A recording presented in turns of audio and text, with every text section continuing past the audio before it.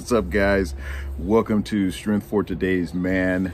This is volume 37, and I'm trying it again. Those of you that are viewing the video, I'm outside on the balcony. It's a little chilly today. They say that we're expecting another storm to come in, so it's kind of quiet. There's no airplanes. The three amigos, or the three stooges, the little Pomeranian dogs next door over here, they're in the house, so that's a good thing. They won't be barking trying to get my attention. So today I want to thank you guys, as always, for liking the podcast, sharing the podcast, and subscribing to the podcast. It does my heart well. I mean, I'm just excited at what's happening with the podcast and how God is blessing so many people, not of my own efforts, not of my own skills, not of my own gifts or whatever, but it's through the grace of God that things are being moved the way they're moved. And I want to thank again for those of you that picked up my journal. I want to remind some of you and introduce to others about picking up the prayer journal for men. This is a awesome journal for men in your prayer time, study time, whatever. If you're at a conference and you want to write down notes for the day, the sermon, topic, whatever, it's good. Application, key points. It's an amazing journal book for men. Prayer journal for men. All right. And the other one is, in the heart of a man there is greatness. Never ever give up. A notebook journal for him.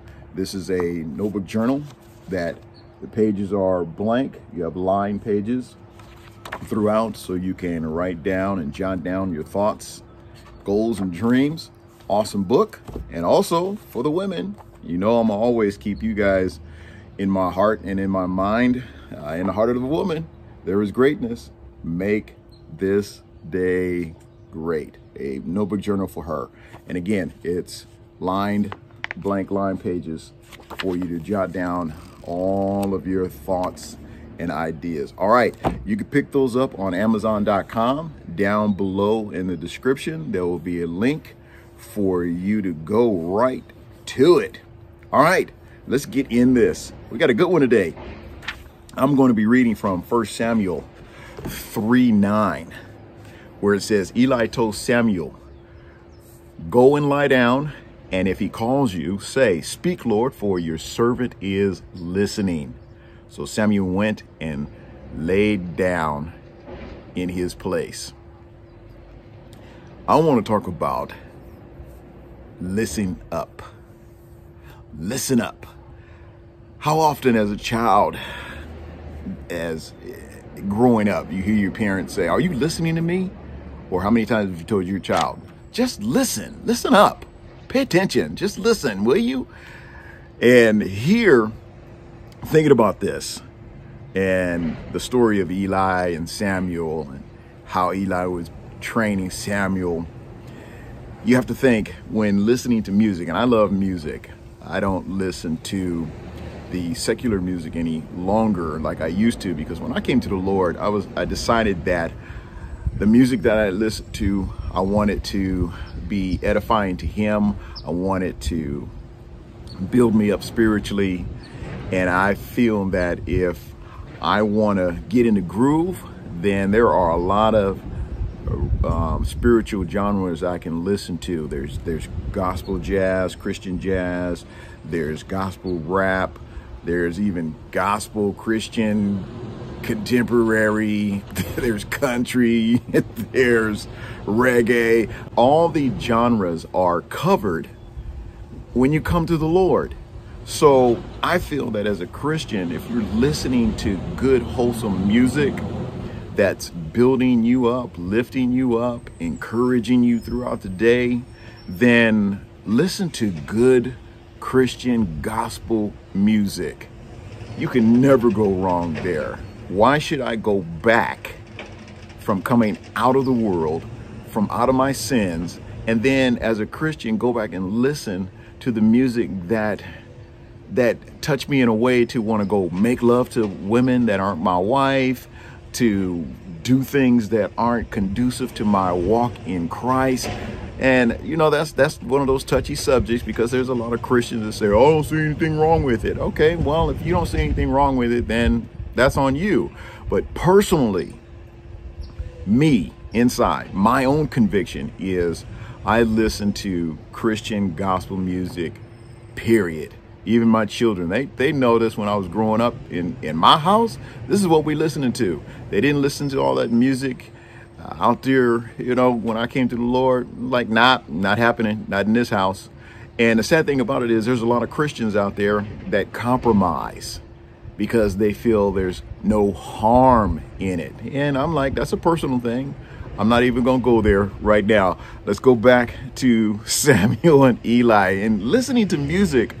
A musician with a trained ear. Those of you that are musicians, you know this to be true. You have a trained ear and you hear more than the average person hears in music. And I know many of you like to listen to all types of genres because you are a musician.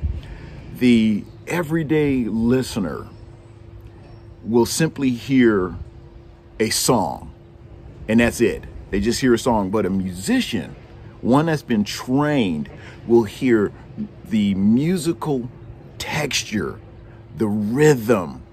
They'll hear the keys. They'll hear the notes and the arrangements, and they'll just hear so many different things. I remember early on in my college life, many years ago, I took a course of music in college.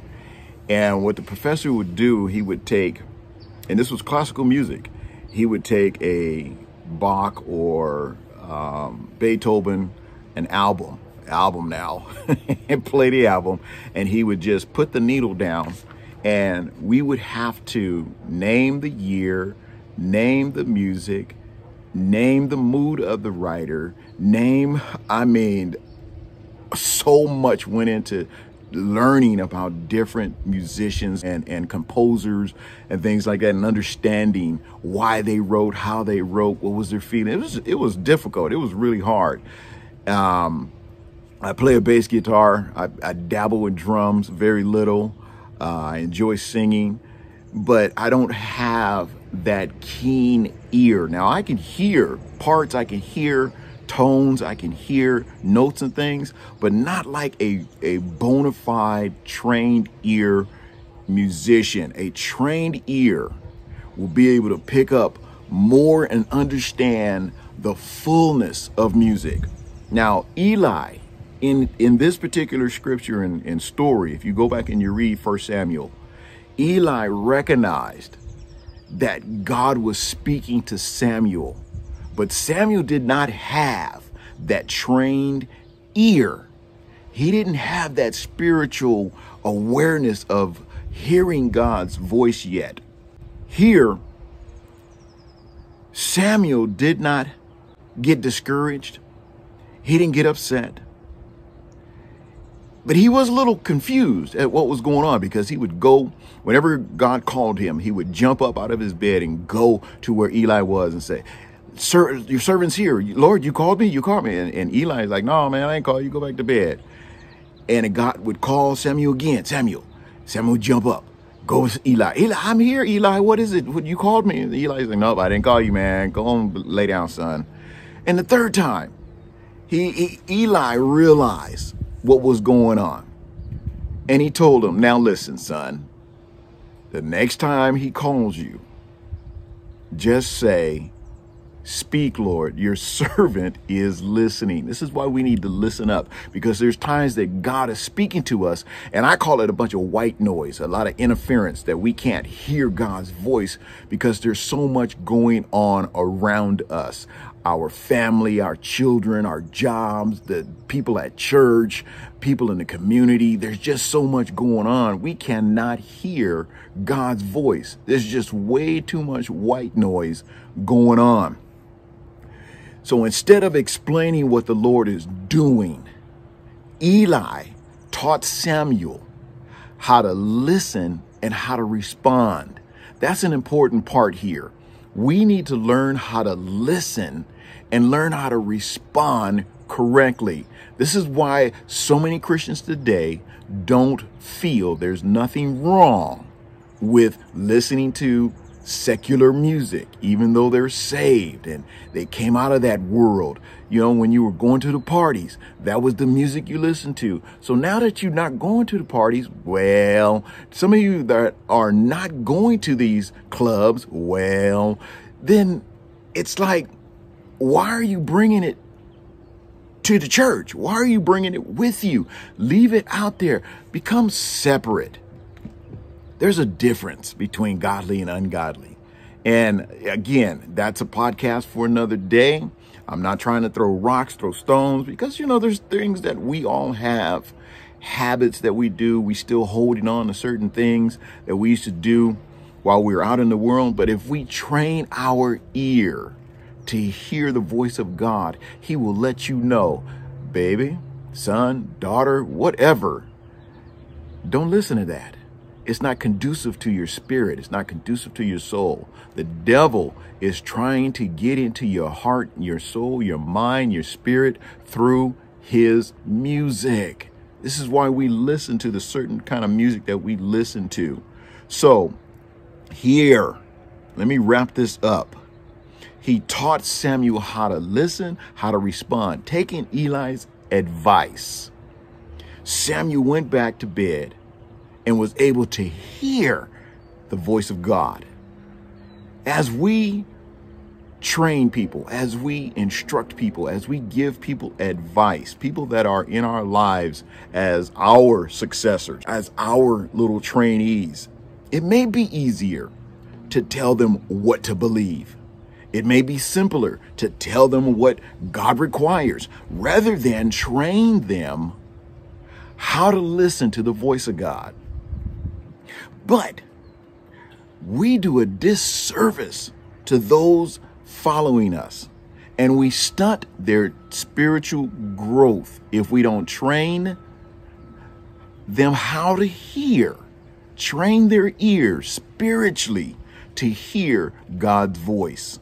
We need to trust that God desires to teach his children and help them develop the ears to hear the fullness of his music.